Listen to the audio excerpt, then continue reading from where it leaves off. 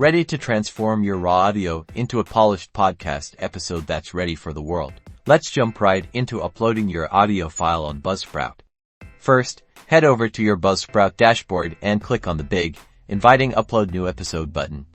It's usually located prominently on the main screen. Now, before you drag and drop your audio masterpiece, it's crucial to make sure your file is in the right format. Buzzsprout loves MP3, WAV, and M4A files, but MP3 is generally recommended for its balance of quality and smaller file size, ensuring quicker downloads for your listeners. To optimize your audio, aim for a constant bit rate around 128 kbps. You can usually adjust this in your audio editing software. Also consider whether your podcast is best suited to mono or stereo.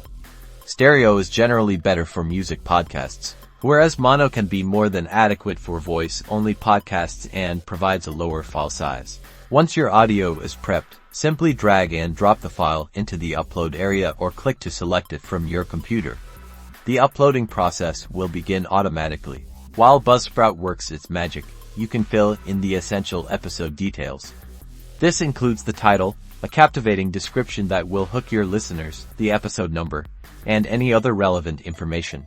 Double-check everything, and then hit the Publish Episode button.